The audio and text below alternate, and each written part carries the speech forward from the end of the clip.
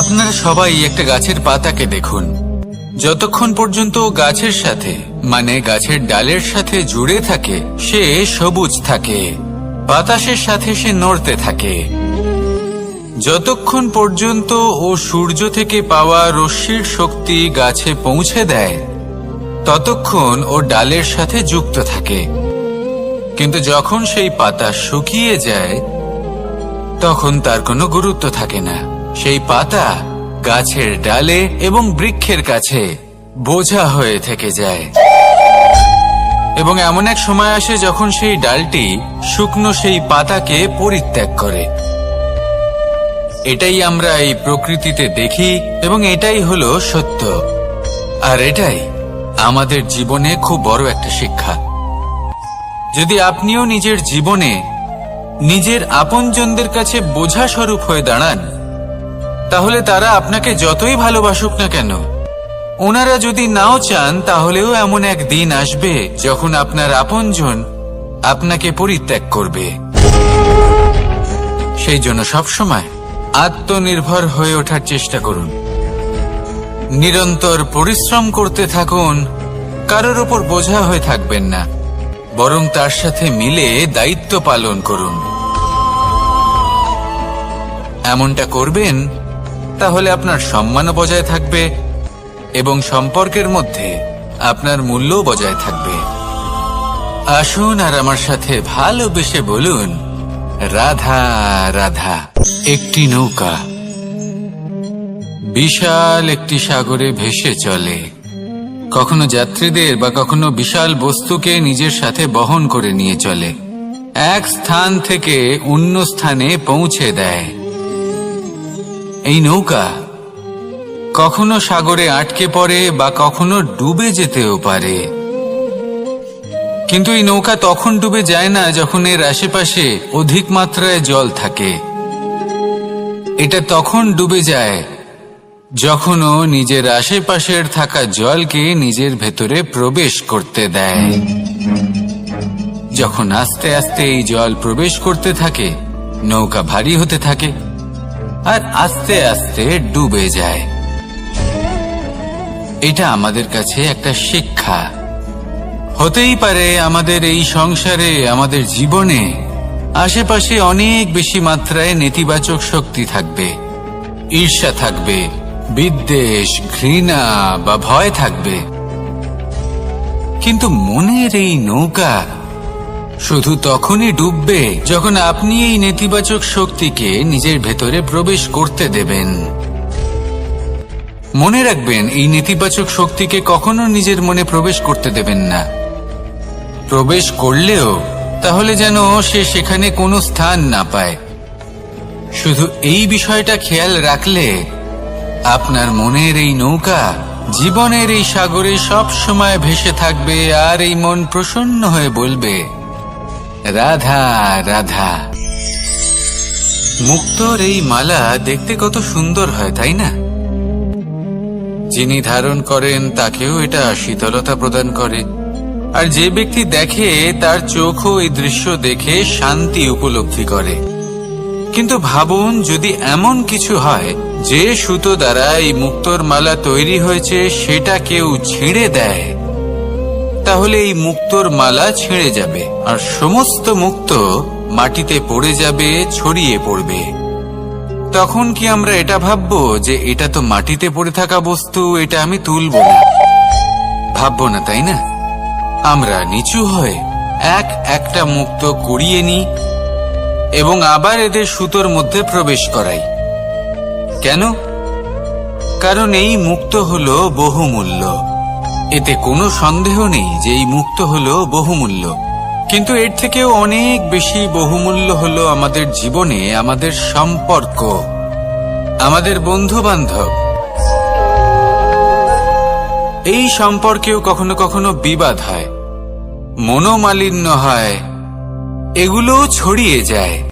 আর সেই সময় এই মুক্তোর মতোই নত হয়ে আমাদের এই সম্পর্কগুলিকে হাতে তুলতে হবে, এদের জুড়তে হবে, এদের আগলে রাখতে হবে, কারণ এদের থেকে বহুমূল্য আর কিছুই নেই। আর যদি এই কাজটা আপনি শিখে নিতে পারেন, তাহলে আপনার জীবনের এই সম্পর্ক, এই বন্ধুত্ব সবসময় আপনাকে বল প্রদান করবে, আনন্দ প্রদান করবে। আর এই মন সুপ্রসন্ন হয়ে বলবে, রাধা রাধা। সুখ এবং দুঃখ এই দুই হলো আমাদের জীবনের অবশ্যম্ভাবী এবং গুরুত্বপূর্ণ অঙ্গ। আমাদের সকলের জীবনে কখনো সুখও আসে, আবার কখনো দুঃখও আসে। আমরা সবসময় ভাবি আমরা কিভাবে সুখ লাভ করব, কিভাবে আমরা দুঃখ থেকে দূরে থাকতে পারি। আর এই জীবনে যা কিছুই ঘটুক না কেন, সে সবকিছু আমরা সুখ এবং দুঃখের মাপদণ্ডে মেপে থাকি। এবার এখানে একটা ছোট্ট বিষয় আছে, এটা ভেবে দেখতে হবে যে কে আসলে সুখী ব্যক্তি। সুখী ব্যক্তি হলেন তিনি, যিনি নিজের জীবনে নিজের কর্মের বিশ্লেষণ করে থাকেন, সেই বুঝে পদক্ষেপ নেন। উনি কি করতে চলেছেন সেটা উনি জানেন। আর যদি ওনার কোনো দোষ থাকে বা ভুল থাকে, তাহলে সেগুলো শুধরে নিয়ে এগিয়ে চলেন। সেই জন্য উনি সুখী হন। অন্যদিকে যে ব্যক্তি দুঃখী, তিনি কি করেন? তিনি নিজের উপর নয়, অন্যের উপর নিজের নজর রাখেন, যে তিনি কি করছেন, কিভাবে কর্ম করছেন। ওনারা অন্যের নিন্দা করেন, অন্যের সাফল্য দেখে ঈর্ষা করেন, ক্রুদ্ধ হয়ে যান, ওনাদের বাধা দিতে চেষ্টা করেন। সেই জন্যই তো ওনারা দুঃখী হন। এই সংসারে এমন অনেক ব্যক্তি আছেন যারা এই কারণে দুঃখী নন যে তাদের জীবনে দুঃখ আছে। তারা এই কারণে দুঃখ পান কারণ অন্যের জীবন অনেক বেশি সুখের। দেখুন, শেষ পর্যন্ত আপনাকে নিজের কর্মের প্রতি মনোসংযোগ করতেই হবে, অন্যের প্রতি নয়। কারণ আপনার জীবনে আপনার কর্ম হলো এমন একটা জিনিস যা আপনার নিয়ন্ত্রণে আছে। নিরন্তর চেষ্টা করতে থাকুন, নিজের কর্মকে বুঝতে শিখুন, শুধরে নিন, নিজেকে শ্রেষ্ঠ করে তুলুন। তখন সাফল্য নিজে থেকে আপনার কাছে আসবে। আর এই মন প্রসন্ন হয়ে বলবে, রাধা রাধা চলেছে। এই মন দুঃখে ভরে উঠবে। মনে প্রশ্ন আসতেই থাকে যার উত্তর আমরা পাই না, নিজেদের লক্ষ্য বুঝতেই পারি না। এইভাবেই আমাদের জীবনেও যদি এমন কিছু হয় যা অত্যন্ত দুঃখজনক, যদি এমন কোনো কঠিন অধ্যায় আপনার জীবনে আসে, থামবেন না। তা হলো আপনার জীবনের কাহিনীর একটি যন্ত্রণাদায়ক, দুঃখজনক অধ্যায় মাত্র। শেষ পর্যন্ত এই কাহিনীতে টিকে থাকুন, কর্ম করতে থাকুন। আপনি বুঝতে পেরে যাবেন যে এই কঠিন পরিস্থিতি আপনার জীবনে কেন এসেছিল।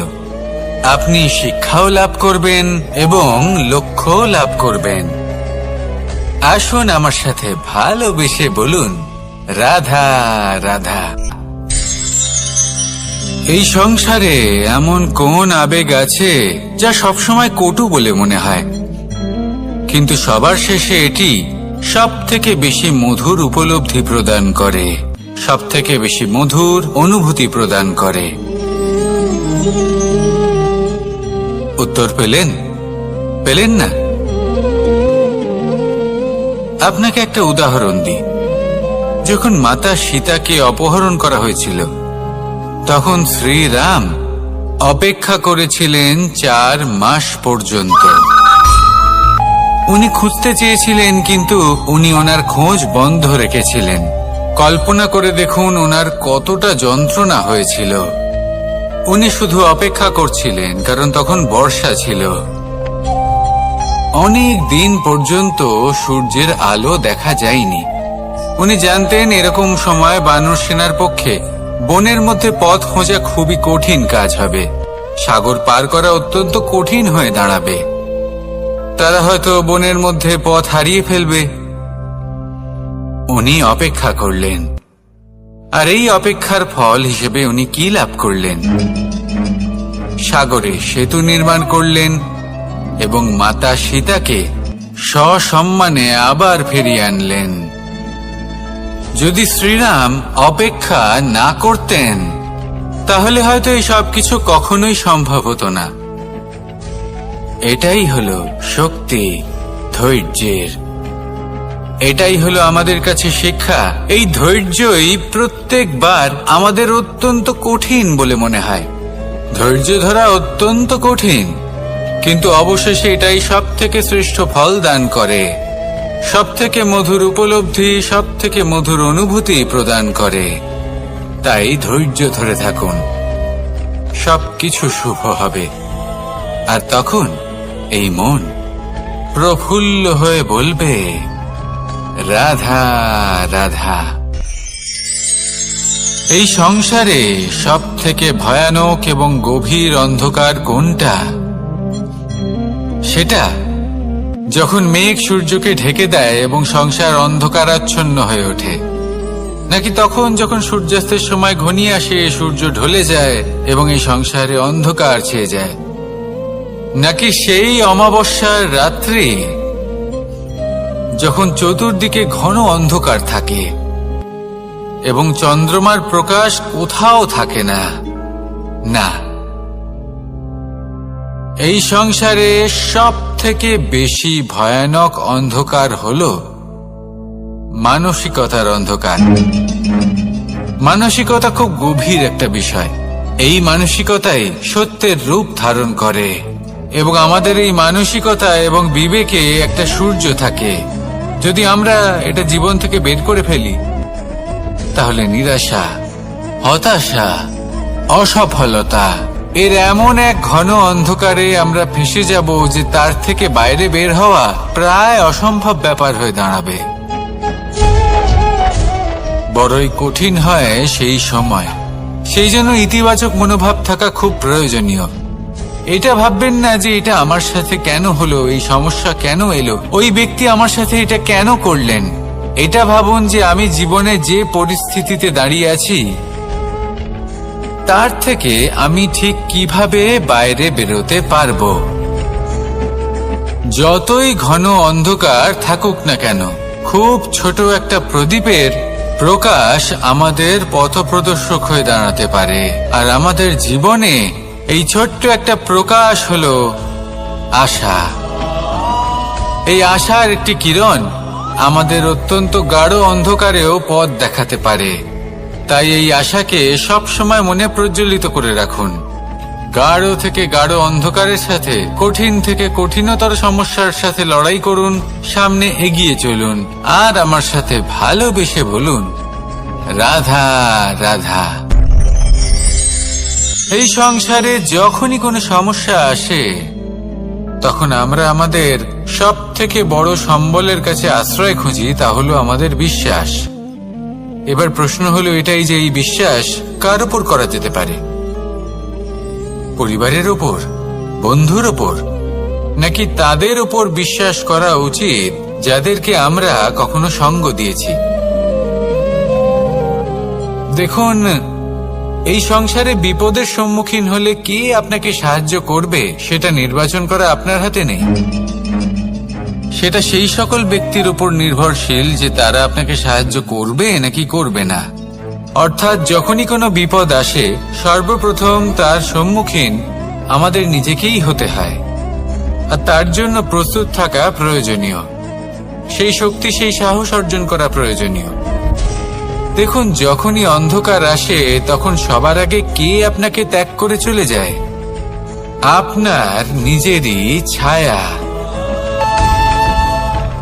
এই অন্ধকারের সম্মুখীন হতে হয় অন্তরের প্রদীপের দ্বারা, অন্তরের আত্মা দ্বারা। তবেই আপনি অন্ধকারের ওপর জয়লাভ করতে পারবেন। সেই জন্য যে বিপদই আসুক না কেন, নিজেকে তার জন্য প্রস্তুত রাখা উচিত। সেই সাহস নিয়ে আসুন। এমন কোনো বিপদ নেই যা আপনাকে ভেঙে দিতে পারে। আসুন আমার সাথে ভালোবেসে বলুন, রাধা রাধা। আমাদের সকলের জীবনেই দুই ধরনের ব্যক্তি থাকেন, বন্ধু এবং শত্রু। তারা হলেন আমাদের প্রিয় বন্ধু, যারা আমাদের জীবনে সবসময় আমাদের পাশে থাকেন। কখনো কখনো আমরা তাদের জন্য কিছুই করি না, তাও তারা আমাদের আনন্দ প্রদান করেন, ভালোবাসা প্রদান করেন। আর অন্যদিকে থাকে আমাদের শত্রু। দেখতে গেলে যখন আমরা জন্ম নিই তখন কিন্তু আমাদের কোনো বন্ধু থাকে না, আমাদের কোনো শত্রুও থাকে না। কিন্তু যত ধীরে ধীরে আমরা জীবনে এগোতে থাকি, আমাদের বয়স বাড়তে থাকে, তখন আমাদের বন্ধু আর শত্রু এই দুইয়ের সংখ্যা বাড়তে থাকে। আর সেই সবকিছু নির্ভর করছে আমাদের কথার ওপর এবং আমাদের ব্যবহারের ওপর। এবারে আপনি যদি কোনো ব্যক্তিকে স্বাগত জানান উদার চিত্তে, ভালোবেসে, তাহলে সেই ব্যক্তি আপনার বন্ধু হবেই হবে। কিন্তু যদি আপনি নিজে হাতে কাউকে সামনে অগ্রসর হতে বাধা দেন, বিনা কারণে তার সাথে খারাপ ব্যবহার করেন, তাহলে তার মনে শত্রুতার বোধ অবশ্যই জেগে উঠবে। আর রইল বিষয় কথার, যদি আপনার কথা মধুর হয় তাহলে সবাইকে আপনি আপন করে নিতে পারবেন। এই কথাই যদি কটু হয় তাহলে আপনার আপনজনেরাও দূরে চলে যেতে পারে। তাই নিজের কথার ওপর সংযম রাখুন এবং নিজের আচরণ উদার করে তুলুন। জীবনে সুখে সুখ থাকবে। আসুন আমার সাথে ভালোবেসে বলুন, রাধা রাধা। একদিকে হলো আঙুর আর অন্যদিকে কিশমিশ। দেখতে গেলে এই দুটোই সবারই খুব প্রিয়। শিশু হোক, যুবক হোক বা কোনো বৃদ্ধ ব্যক্তিই হোক না কেন। আর দেখতে গেলে এই কিশমিশ, এটা আঙুর থেকেই আসে, তারই অন্য একটি রূপ। কিন্তু কখনো হাটে যান আর গিয়ে জিজ্ঞেস করুন যে এই কিশমিশ আর আঙুর এই দুইয়ের মধ্যে অধিক মূল্য কার। আপনিও নিশ্চয়ই জানবেন যে কিশমিশের মূল্য আঙুরের থেকে অনেক গুণ বেশি। এবার এরকম কেন হয়? এর পেছনে কি কারণ থাকতে পারে? একদিকে হলো সেই আঙুর যা টাটকা অবস্থায় গাছ থেকে পেড়ে খাওয়া যায়, আর অন্যদিকে হলো কিশমিশ যাকে মাসের পর মাস রোদে ফেলে রাখা হয়। একদিকে আঙুর যা কিনা অত্যন্ত রসালো, আর কিশমিশে কোনো রসই নেই। একটি হলো অত্যন্ত কোমল এবং সুন্দর, অন্যটি অমসৃণ এবং তাতে বিন্দুমাত্র সৌন্দর্য নেই, তাও তার মূল্য বেশি। এইসব কেন হয়? এই কারণেই হয় কারণ সেই আঙুর অনেক মাস পর্যন্ত রোদ সহ্য করে থাকে, কষ্ট সহ্য করে থাকে, তবেই সেই আঙুর কিশমিশে পরিণত হয়। এবার জীবনের কড়া রোদ যাকে সহ্য করতে হয়, তার সাথেও এটাই হয়ে থাকে। তারও মূল্য আপনা থেকেই বৃদ্ধি পায়। আপনার জীবনে আপনার গুণ, আপনার প্রতিভা, তা অত্যন্ত গুরুত্বপূর্ণ। কিন্তু যখন আপনি অভিজ্ঞতা লাভ করেন তখনই সেই অভিজ্ঞতা আপনার গুণ এবং প্রতিভাকে আরো অনেক বেশি শ্রেষ্ঠ করে তোলে। তাই জীবনের কঠোর রোদের মধ্যেও দাঁড়িয়ে থাকাটা শিখে নিন, সাহসের সাথে কঠিন পরিস্থিতির সম্মুখীন হওয়াটা শিখে নিন। ঠিক এইভাবেই অভিজ্ঞতা লাভ করতে হয়, আর এই অভিজ্ঞতা আপনার মূল্য বৃদ্ধি করতেই থাকবে, করতেই থাকবে। আর তখন এই মন প্রসন্ন হয়ে বলবে, রাধা রাধা। এই সংসারে সব থেকে বড় ব্যক্তি কে? আপনি বলবেন, এই কেমন ধরনের প্রশ্ন? কিন্তু এটা হলো সব থেকে উচিত প্রশ্ন। কেউ এর উত্তর দেবে যে সেই মহাপ্রতাপী রাজা, তিনি হলেন সব থেকে বড় ব্যক্তি। সেই বড় রাজনীতিবিদ, তিনিই সব থেকে বড় ব্যক্তি। আমি আপনাকে জানাই যে সংসারের সব থেকে বড় ব্যক্তি হলেন তিনি, যার সাথে দেখা করলে আপনি নিজেকে ছোট মনে করবেন না। কোন ব্যক্তি যিনি সব থেকে বেশি শক্তিশালী, আপনি যদি তার সামনে যান তাহলে উনি আপনার অন্তরের শক্তিকে বাইরে বের করে আনবে, আপনার অন্তরের লুকিয়ে থাকা শক্তিকে জাগ্রত করতে প্রেরণা প্রদান করবে। তিনি হলেন বড় ব্যক্তি, তিনি হলেন মহান ব্যক্তি। তিনি নন যিনি নিজের বল এবং ঐশ্বর্য দ্বারা আপনাকে তার সামনে ছোট প্রমাণ করবেন। এবং সেই জন্য মহাদেব আমার আরাধ্য হলেন আমার খুব প্রিয়। কারণ রাজা হোক বা ফকির, কেউ যদি ওনার সামনে যান তাহলে সে নিজেকে ছোট মনে করেন না। আপনিও যদি জীবনে অনেক বড় হতে চান তাহলে কাউকে কখনো নিজেকে ছোট মনে করতে দেবেন না। তার অন্তরে বড় হয়ে ওঠার প্রেরণা প্রদান করুন। আসুন আমার সাথে ভালোবেসে বলুন, রাধা রাধা। এই সংসারের সব থেকে বড় সুখ কি? কেউ বলবেন নিজের লক্ষ্য প্রাপ্ত করা, কেউ বলবেন ধন উপার্জন করা, কেউ বলবেন নিদ্রাই সব থেকে বড় সুখ, কেউ বলবেন রাজ্য লাভ করা, আবার কেউ বলবেন মাতার হাত থেকে খাবার খাওয়া, আদি ইত্যাদি। কিন্তু যদি সত্যি কথা বলি, এই সংসারের সব থেকে বড় সুখ হল সেবা করা। কখনো কাউকে সেবা করে দেখুন। এই সেবা দ্বারা অন্য কোনো মানুষের আশীর্বাদ লাভ করাতেই সুখ রয়েছে। আপনার সেবা ভাব দ্বারা যখন কোনো মানুষ নিজের অন্তরাত্মা থেকে আপনাকে আশীর্বাদ করে, তার থেকে বড় সুখ আর কিছুই নেই। কারণ প্রত্যেক মানুষের মধ্যে ঈশ্বর বাস করেন। নরের সেবাই হল নারায়ণের সেবা। নিষ্কাম সেবা করাই হল সব থেকে বড় সুখ। তাই নিজের অন্তরে সেবার এই ভাব জাগ্রত করুন। যে সুখের কথা আমি বলছি, সেই সুখ অনুভব করেই দেখুন। এই মন সুপ্রসন্ন হয়ে বলবে, রাধা রাধা। বাহ! পুষ্পের সুবাস আমার খুব ভালো লাগে। অত্যন্ত সুন্দর হয় এই পুষ্প। এইভাবে চারিদিকে পুষ্প দেখে মন আনন্দিত হয়ে ওঠে।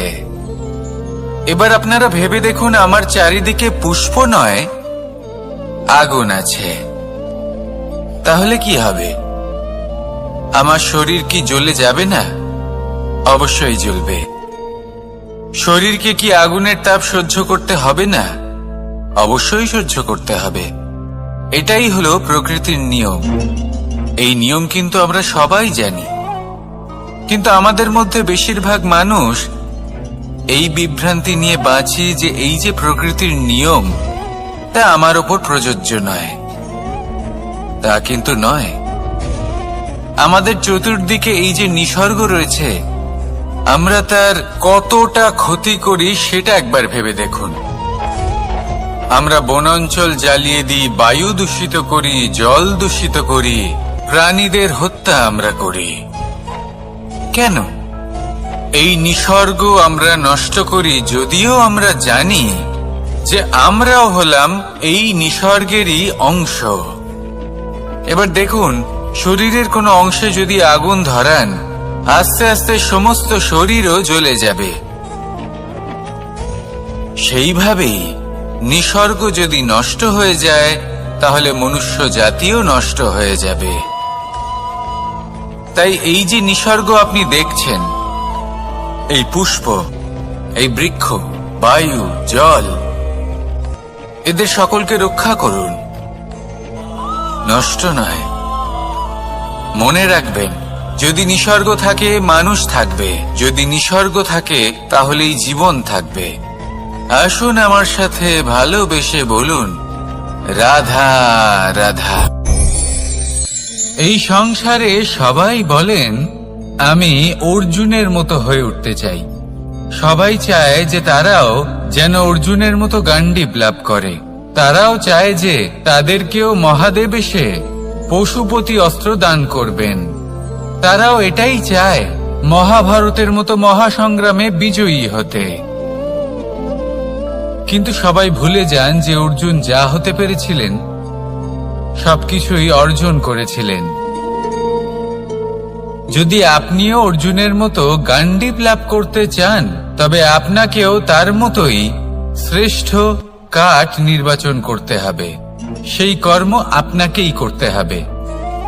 তার প্রত্যঞ্চা যাতে তীব্র হয় তার জন্য আপনাকে সর্বশ্রেষ্ঠ দড়ি খুঁজে বের করতে হবে। আপনার বাণ যাতে ঘাতক হয় সেই জন্য আপনাকে নতুন নতুন ধাতু খুঁজে বের করতে হবে। সেই শিক্ষা আপনাকে লাভ করতে হবে, তবেই আপনার ইচ্ছে পূর্ণ হবে। অর্জুন হওয়া বড়ই সরল, যদি আপনি কিভাবে অর্জন করতে হয় তা জানেন। শুধুমাত্র স্বপ্ন দেখেন যারা, তারা কখনোই অর্জন করতে পারবেন না। কিন্তু যদি কেউ অজ্ঞাতবাস ভোগ করতে পারে, যদি কেউ লাক্ষাগৃহ থেকে পালিয়ে বাঁচতে পারে, যদি কেউ কঠোর তপস্যা করতে পারে, প্রতীক্ষা করতে পারে এবং পরিশ্রম করতে পারে, তাহলে সে অর্জুন অবশ্যই হয়ে উঠবে। যদি আপনি অর্জুন হয়ে উঠতে চান তাহলে কর্ম করতে শিখুন আর আমার সাথে ভালোবেসে বলুন, রাধা রাধা। জীবন থাকলে লক্ষ্য অবশ্যই থাকবে। যদি লক্ষ্য থাকে তার পথ অবশ্যই থাকবে। যদি পথ থাকে তাহলে বাধা অবশ্যই থাকবে।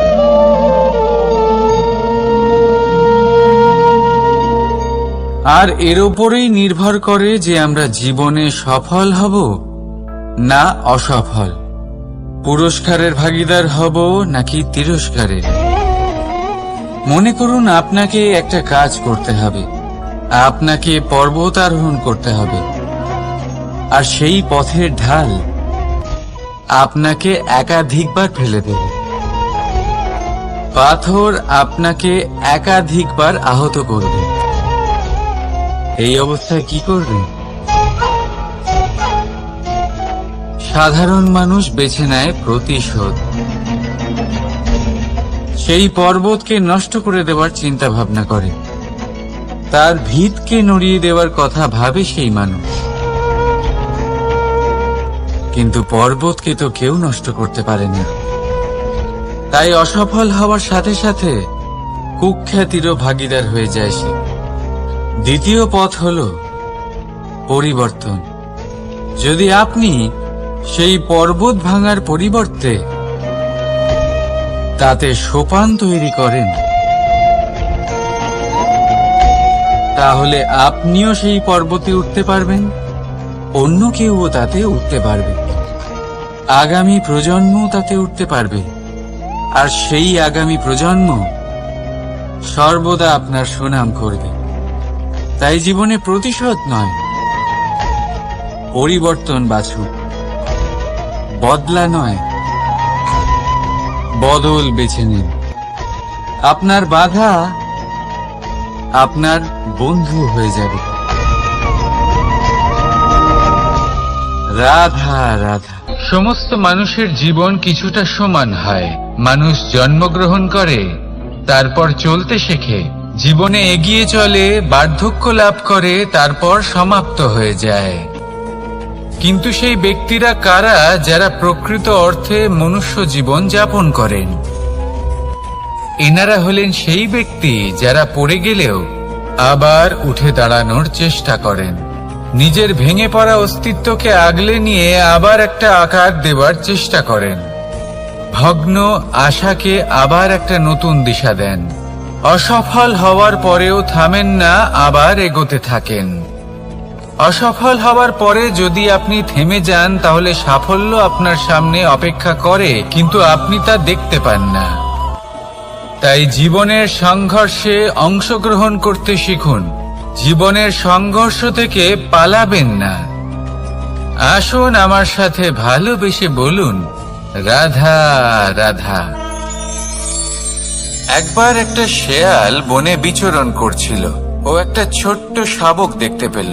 ও ভাবলো, আজ একেই আমি খাবার হিসেবে গ্রহণ করব। আশেপাশে দেখলো কেউ দেখছে না তো, কেউ ছিল না। আর সেই শাবকের ওপর আক্রমণ করলো, যা হলো একটা ঘোর অপরাধ।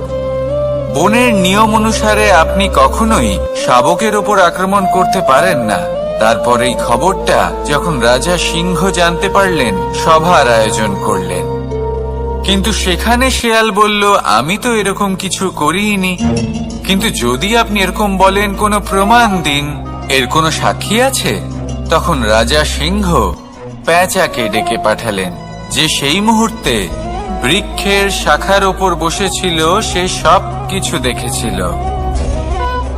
পেঁচা সব সত্যি কথা বলল, আর শেয়ালকে মৃত্যুদণ্ড দেয়া হলো।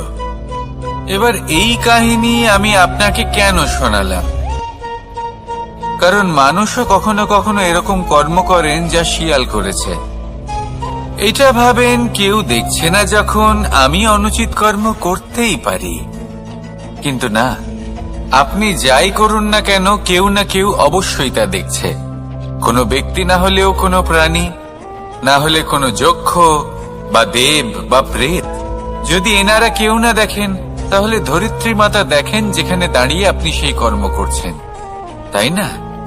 তাই একটা কথা সবসময় মনে রাখবেন, কে দেখছেন কে দেখছেন না সেই বিষয়ে ভাবা ছেড়ে দিন। এটা খুব সহজ কথা। আপনি যদি উচিত কর্ম করেন, উচিত ফল পাবেন। যদি অনুচিত কর্ম করেন, তাহলে আপনি অনুচিত ফল অবশ্যই পাবেন। সেই জন্য উচিত পথে চলতে থাকুন, উচিত কর্ম করতে থাকুন, আর আমার সাথে ভালোবেসে বলুন, রাধা রাধা। আপনি কখনো কোনো বাজকে নিজের বাসা বানাতে দেখেছেন? এই বাজ যখনই কোনো বাসা বানায়, তখন উঁচু গাছের ডালে বা কোনো পর্বতের শিখরে বাসা বানায়, অনেক উচ্চতায়। আর সেখানে তার সন্তানও জন্মগ্রহণ করে। যখন এই সন্তানেরা জন্মায়, তখন এই বাজ খুবই ভালোবেসে এবং খুব সাবধানে এদের পালন পোষণ করে। নিজের ঠোঁট দিয়ে তাদের ঠোঁটে খাবার পরিবেশন করে। কিন্তু যেই সেই সন্তানেরা হৃষ্টপুষ্ট হয়ে যায় এবং সেই কথা বাজ নিজে বুঝতে পেরে যায়, সেই বাজ নিজেই সেই বাসা ছিন্ন ভিন্ন করে দেয়। সেই সন্তান যাদের সবেমাত্র ডানা গজিয়েছে, কিভাবে উড়তে হয় তারা জানে না, সেই সন্তানগুলিকে উচ্চতা থেকে ঠেলে দেয়। সেই সন্তান প্রথমে ভয়ভীত হয়ে যায়। তারা সামনে মৃত্যুকে দেখতে পেয়ে ভয়ের কারণে তাদের ডানা ঝাপটাতে থাকে। আর সেই প্রক্রিয়াতেই সেই সন্তানগুলি উড়তে শুরু করে দেয়। এবার এই ঘটনায় আমরা কি শিক্ষা পেতে পারি? এটাই, যদি আপনি মাতা পিতা হন, তাহলে নিজের সন্তানকে অবশ্যই স্নেহ করুন, কিন্তু তাদেরকে নিজের আঁচলের তলায় বেঁধে রাখবেন না। যদি আপনি চান আপনার সন্তান জীবনে উন্নতি করুক, তাহলে নিজের মুঠো থেকে তাদের স্বতন্ত্র করে দিন। এই সংসারে সংঘর্ষ করতে দিন। সেই সন্তান নিজেই বুঝতে পারবে যে জন্মের সময় পাওয়া ডানা কি করে ব্যবহার করতে হয়। আর আপনার চোখের সামনে আপনার সন্তান এই আকাশে উড়তে থাকবে। তাহলে আসুন আমার সাথে ভালোবেসে বলুন, রাধা রাধা। সংসারে সবচেয়ে পবিত্র মানা হয় গঙ্গা জলকে। কখনো ভেবে দেখেছেন কেন? কারণ গঙ্গা জলের আবির্ভাব অত্যন্ত শুদ্ধ হয়, তার জন্ম শুদ্ধ হয়, যেখান থেকে তার শুরু সেটাই শুদ্ধ হয়। আর শুরুটা শুদ্ধ হওয়া অত্যন্ত আবশ্যক। আমাদের জীবনে সবই শুরু হয় আমাদের ভাবনা থেকে। নিজের ভাবনাকে শুদ্ধ রাখুন, কারণ এই ভাবনা থেকেই আবির্ভাব হয় শব্দের। আপনার শব্দ শুদ্ধ রাখুন, কারণ এই শব্দ দ্বারাই আপনার কাজ সম্পন্ন হয়। আপনার কাজ শুদ্ধ রাখুন, কারণ এই কাজ দ্বারাই তৈরি হবে আপনার স্বভাব। স্বভাব থেকেই তৈরি হয় আপনার অভ্যাস, আর অভ্যাস থেকে তৈরি হয় আপনার চরিত্র। আর এই চরিত্র সংসারের সমক্ষে এক আদর্শ হয়ে ওঠে। তাই ভাবনা থেকে আদর্শের এই যাত্রা শুভ তখনই হয়ে ওঠে যখন আপনার ভাবনা শুদ্ধ হয়। এই সংসারে, এই জীবনে নিজের ভাবনা শুভ রাখলে, শুদ্ধ করলে আপনার মন সুপ্রসন্ন হয়ে বলবে, রাধা রাধা। মানুষ জন্মগ্রহণ করে, তার সাথে ভয়েরও জন্ম হয়। ছোটবেলা থেকেই আমাদের মনে কোনো না কোনো প্রকারের ভয় থেকেই যায়। কেউ এই বিষয়ে ভয় পায় যে তার কোনো বস্তু তার থেকে দূরে চলে যাবে। কেউ এই বিষয়ে ভয় পায় যে আমি নিজেকে হারিয়ে ফেলব। কেউ এই ভেবে ভয় পায় যে আমার প্রিয়জনেরা তারা যেন আমার থেকে দূরে না চলে যায়। কেউ এই ভেবে ভয় পায় যে আমরা যেন পথ না হারিয়ে ফেলি, আদি ইত্যাদি। কিন্তু সত্যি কথা বলতে ভেবে দেখুন, এই ভয় বাস্তবে কি? শুধুই একটা মনস্থিতি, আর কিছুই নয়। যা কিছু আপনি জীবনে পেয়েছেন তা একদিন আপনাকে হারাতে হবে। এই জীবন হলো আপনারই, কিন্তু তাও একদিন সমাপ্ত হবে। তাই ভয় পেয়ে কি লাভ? এই ভয় শুধু আপনাকে জীবন যাপন করা থেকে বাধা দিচ্ছে, আর কিচ্ছু নয়। পথ হারিয়ে ফেললেই বুঝতে পারবেন যে নতুন পথ কিভাবে বানাতে হয়।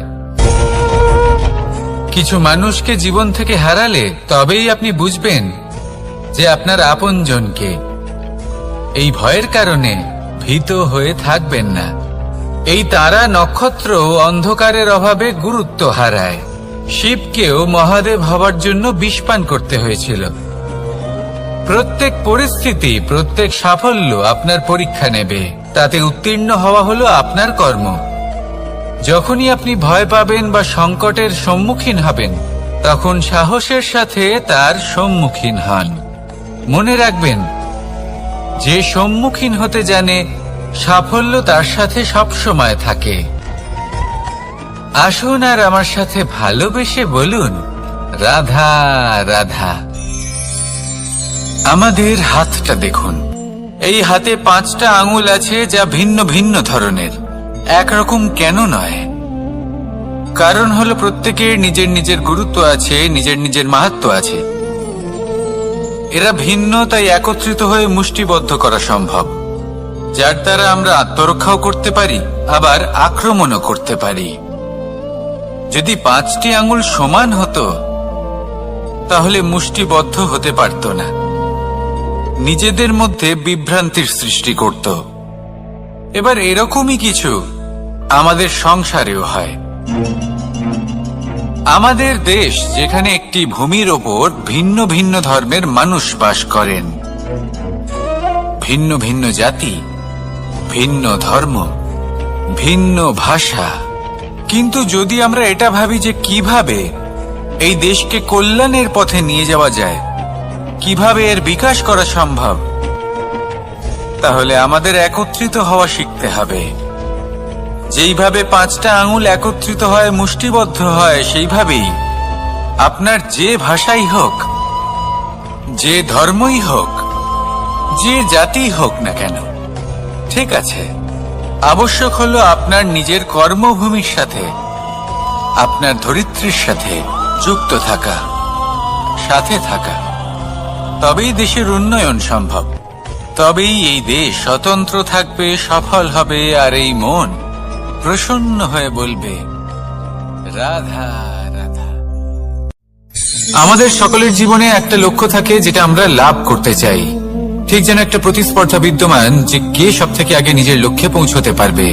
আর সেই জন্য আমরা সকলেই খুব তাড়াতাড়ি এগোতে চেষ্টা করি, বড় এবং দীর্ঘ পদক্ষেপ ফেলি, যাতে তাড়াতাড়ি নিজের লক্ষ্যে পৌঁছতে পারি।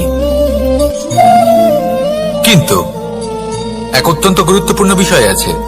সবসময় লক্ষ্য সামনে থাকবে না, কখনো কখনো তা খুঁজতে হয়। এই যাত্রা খুব কঠিন হতে পারে। আর ঠিক এই কারণেই সবসময় দ্রুত গতিতে চলা বা তাড়াতাড়ি পথে চলা সেটা আবশ্যক নয়। তার থেকেও বেশি গুরুত্বপূর্ণ হলো ভেবেচিন্তে তারপর পথ চলা। যদি ভেবেচিন্তে পদক্ষেপ ফেলেন, চলতে পারেন, তাহলে সেটাই সর্বশ্রেষ্ঠ পদক্ষেপ।